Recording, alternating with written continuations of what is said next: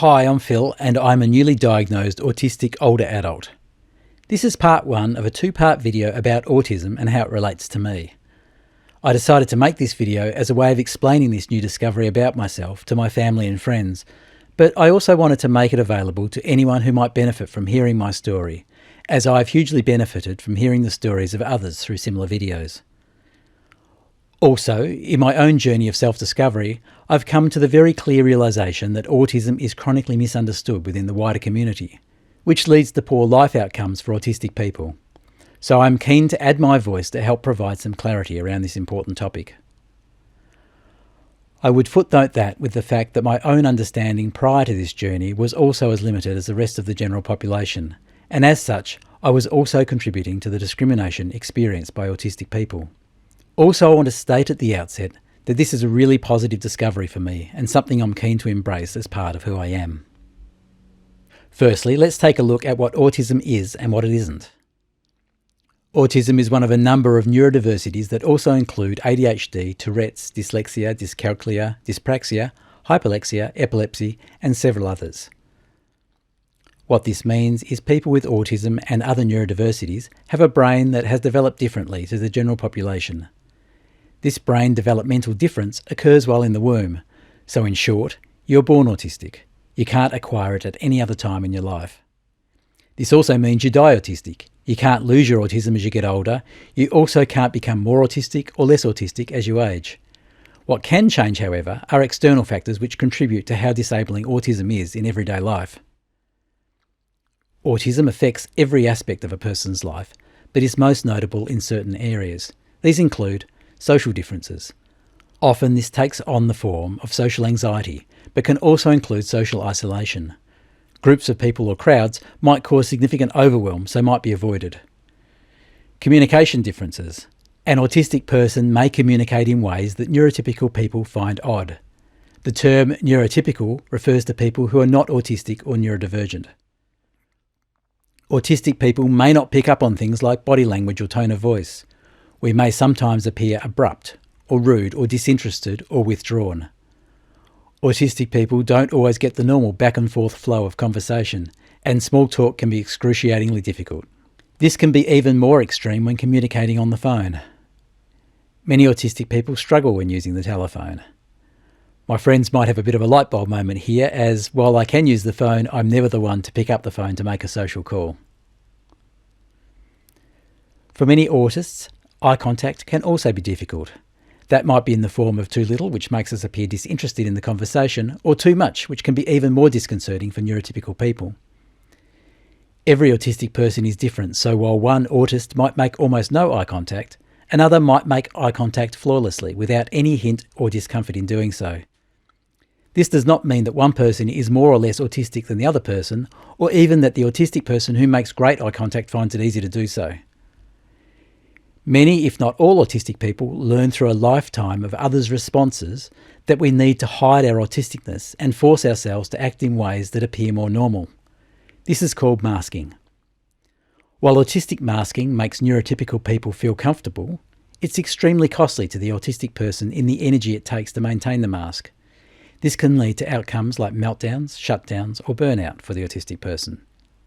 Autistic people may also have the tendency to overshare personal details or over-explain things. The next area that is common to many autistic people is sensory sensitivities. Autistic people experience the world in quite a different way to neurotypical people. We can be either hypo or hypersensitive to any of the 8 physical sensory systems in the body.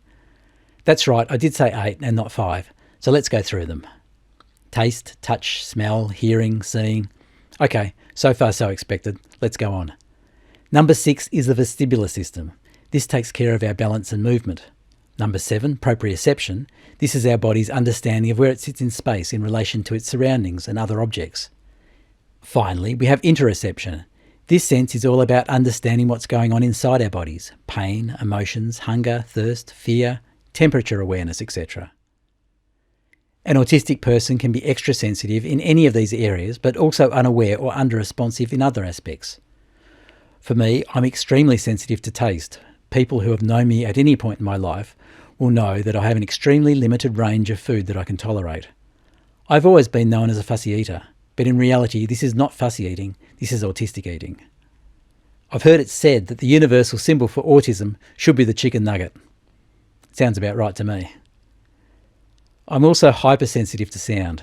This is not just about reacting to loud sounds, but also I can detect very small changes in sound or small distortions in sound that most other people don't seem to be able to hear, which is very useful in my work as a sound engineer.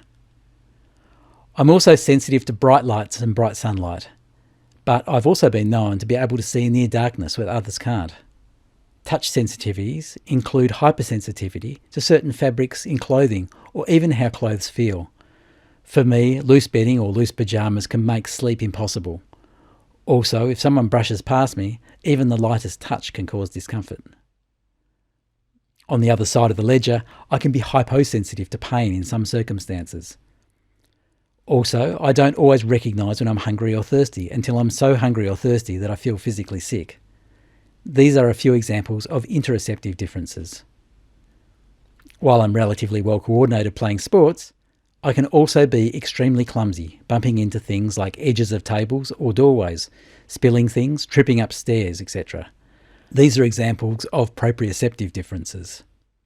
I could go on, but these examples are just a few of the many differences I experience, and all other autists will have similar experiences, although the specifics will be different.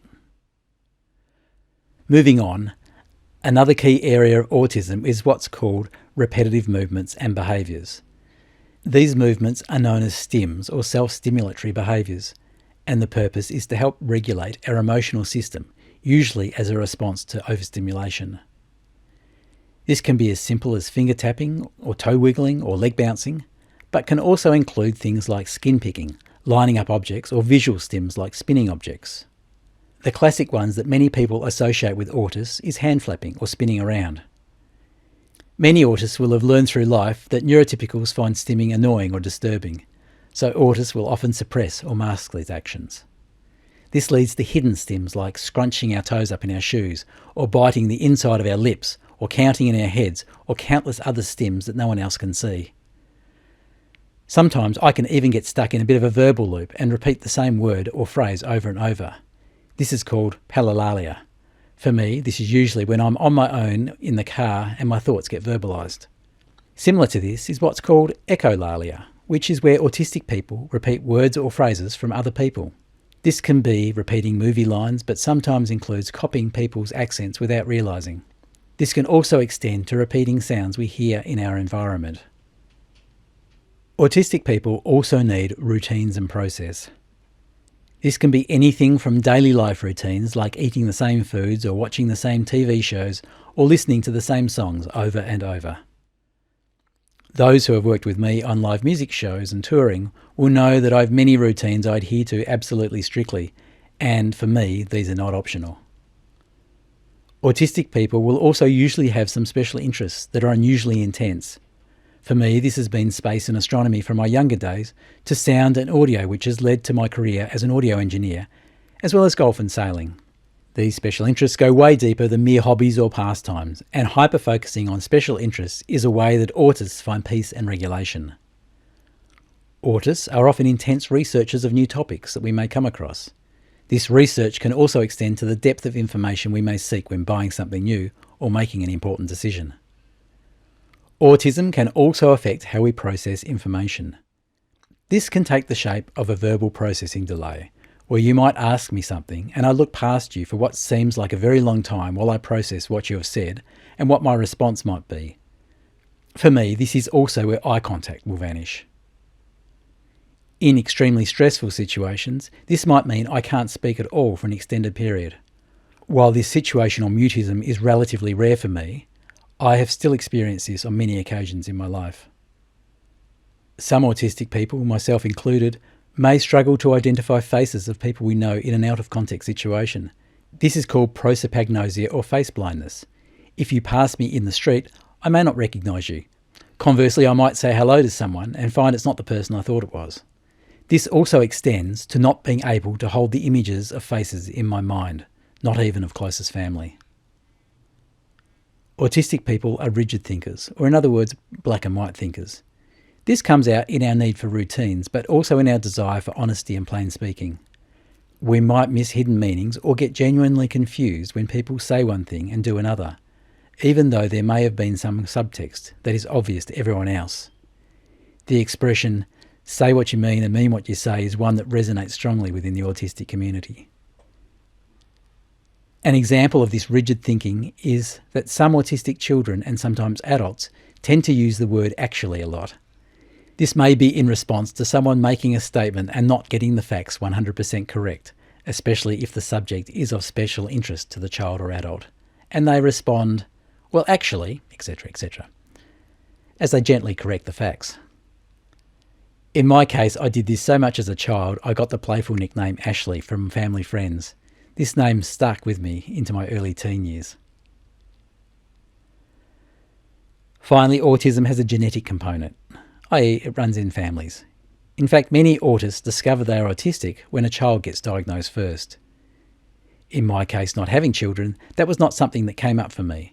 But on learning this fact, I've since discovered that there is autism and other neurodiversities in my wider family, which makes perfect sense.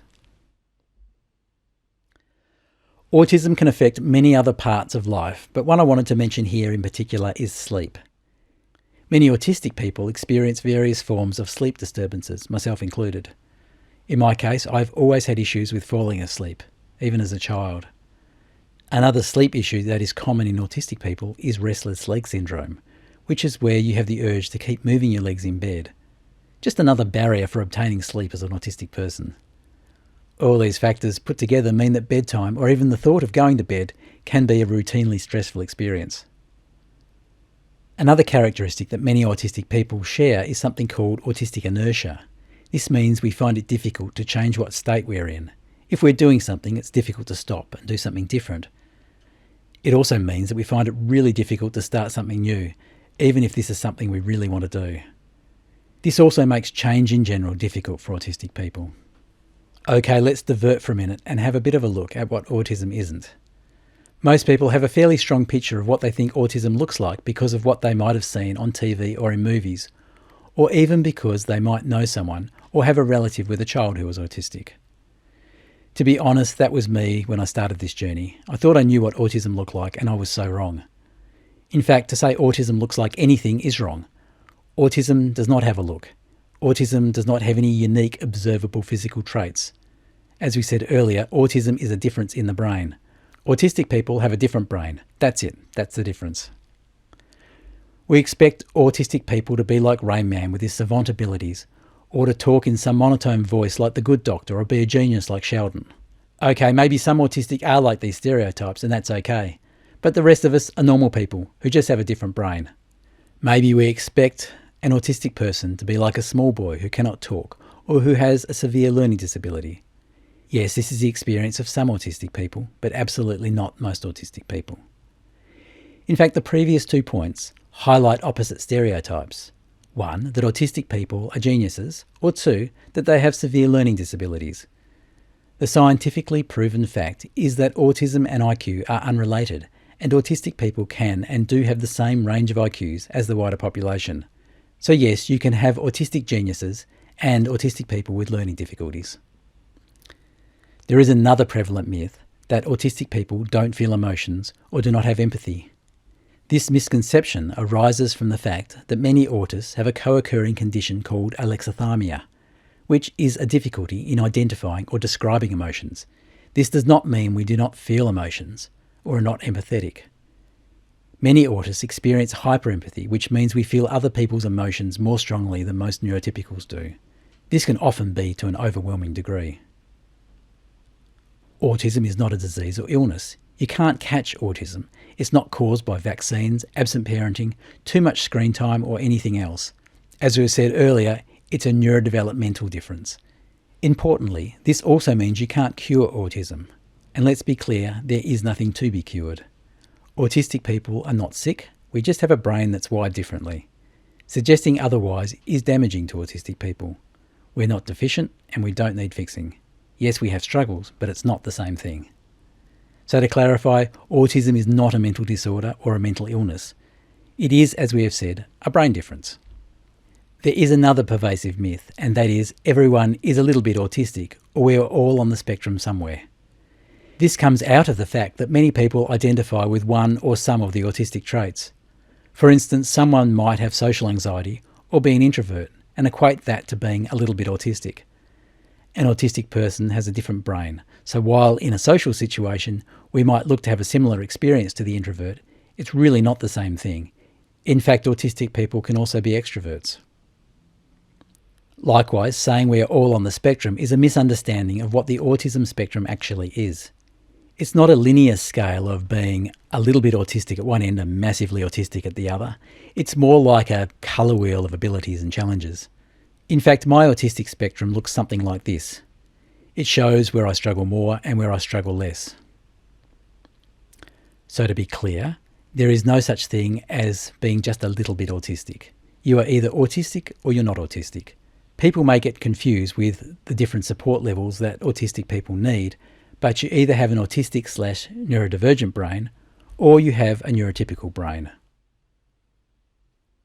That's probably enough for the first part of this video. In part 2, I'll get a little bit more personal with why I started on this journey, autism and its relationship to disability. We'll chat about some of the language around autism, look at some of the positive traits about being autistic, and I'll give a few tips for anyone thinking of pursuing a diagnosis. See you in part 2.